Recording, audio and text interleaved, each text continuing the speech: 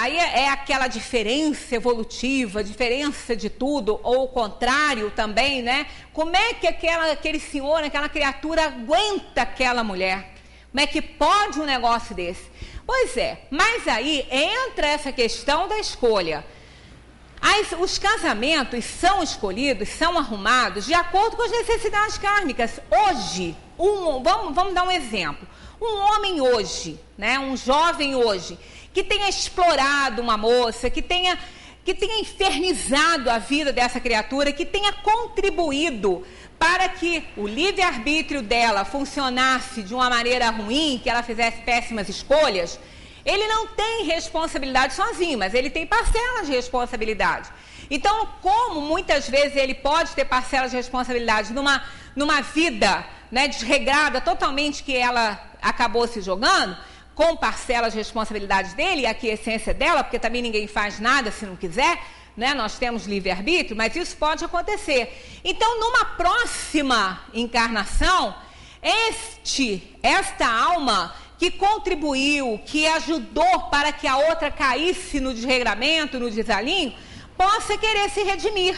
Aí reencarna e vai recebê-la como companheira, e ela não tem mais que fazer o que fazia, mas ela vai trazer, né, algumas atitudes, ela ainda vai fazer que esta outra alma sofra um pouquinho os efeitos daquilo que ele mesmo provocou numa outra encarnação.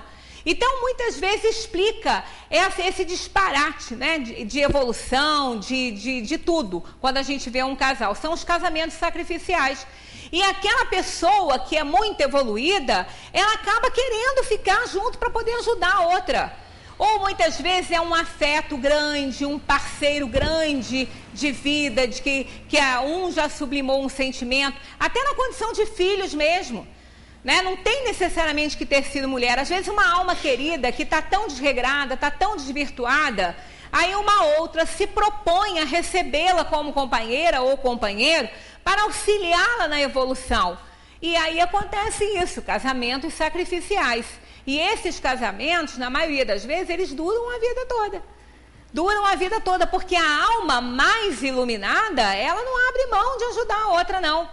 E ela vê o desregramento da outra como uma situação de inferioridade que ela pode ajudar e fazer alguma coisa. Então, a tendência é que eles durem realmente mais do que muitas vezes os provacionais. Os provacionais são os nossos casamentos, na maioria das vezes.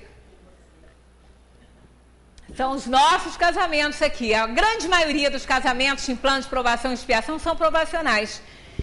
Reencontro de almas para reajustes necessários à evolução de ambos. Então, muitas vezes no início, né, aquela coisa maravilhosa, aqueles olhos, aquele brilho no olhar, depois aquilo vira um embaçamento só, ninguém consegue mais ver brilho ali, né?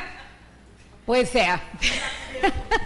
Eu até escrevi um cartão para eles dois dizendo que eles se iluminem, né, com essa luz que está envolvendo eles no momento, que eles possam se encantar com aquele brilho que cada um está vendo no olhar do outro, que eles possam escolher uma canção para eternizar esse momento tão bonito da vida deles, né? Que eles possam escolher uma frase que possa resumir o que eles sentem nesse momento, o que eles estão sentindo agora, porque tudo isso pode ser o norte, o sul, o leste, o oeste deles, nos momentos de dificuldade. Porque houve um problema, se afasta um pouquinho, procura um lugar tranquilo e vai pensar naquela pessoa que naquele dia foi tão importante, que foi tão cara, né? Que estava sendo recebida com tanto amor. Então isso ajuda a amenizar os problemas difíceis, né? Então é importante que as pessoas pensem nisso aí, porque casamento é aprovação. Depois os problemas começam a surgir e vão surgir para todos. É mar de rosas.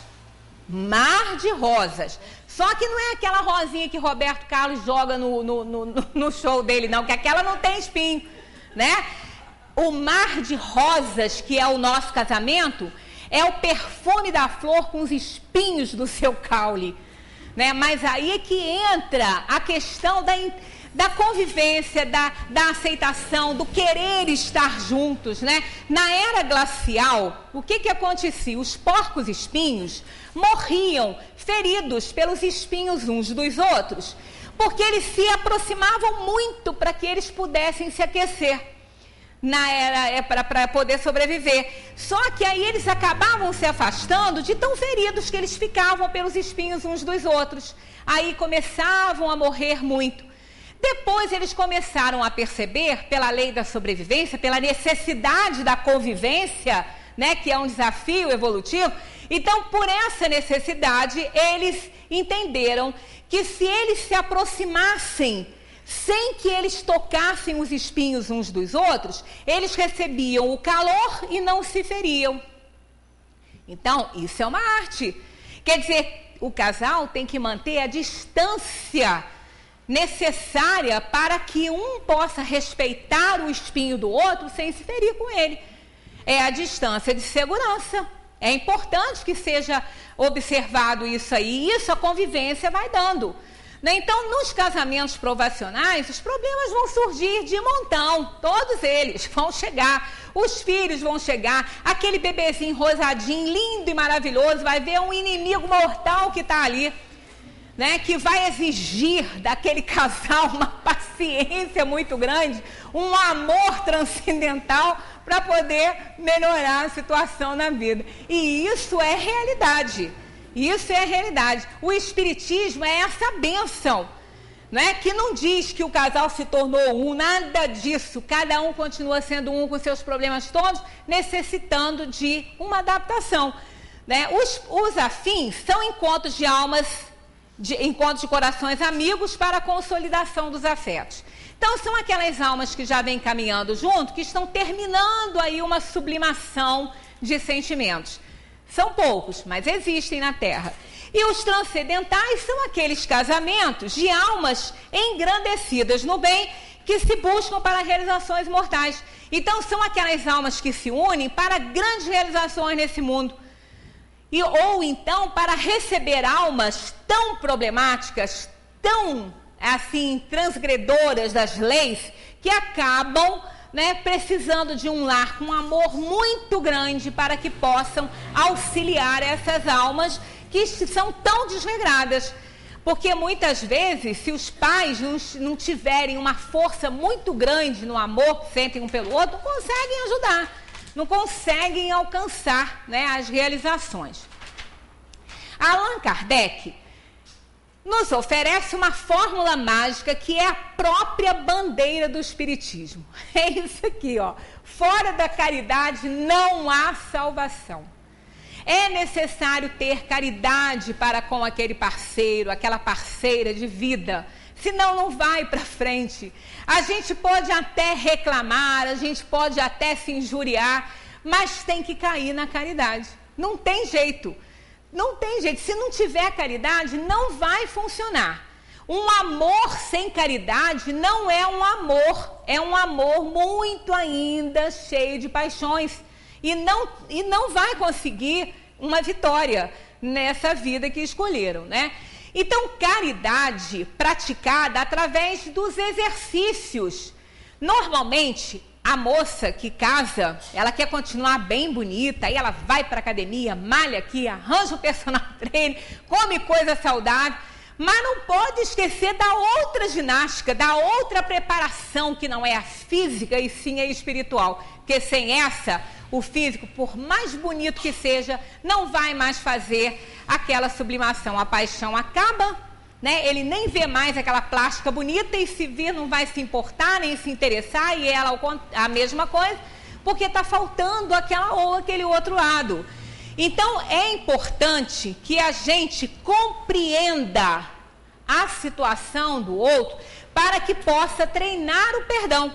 E é muito difícil. Perdão não é tão fácil assim, não. Perdoar é muito difícil. Mas, através da compreensão, você vai exercitando o perdão. Através da aceitação do que acontece na vida a dois, nós vamos treinando a tolerância que vai nos levar à virtude maior, que é a paciência. Através do diálogo, a gente treina a atenção. Né? A atenção é fundamental. Antigamente as famílias faziam refeições juntas, conversavam juntas. Hoje não é mais assim. Hoje cada um tem seu horário, não é nem por opção só, é por necessidade mesmo, né? Aí cada um está num cantinho, cada um faz refeição numa hora e não sobra tempo para um diálogo, para dar atenção aos pensamentos, né, ao que o outro pensa, né, para que ele comente o dia que ele teve. Não se tem mais muito essa facilidade, né? A educação, e isso é fundamental, que se tenha educação, treina o respeito, né? É importante isso, respeito e lealdade. Sem respeito e lealdade nas atitudes, um casamento também não vai para frente.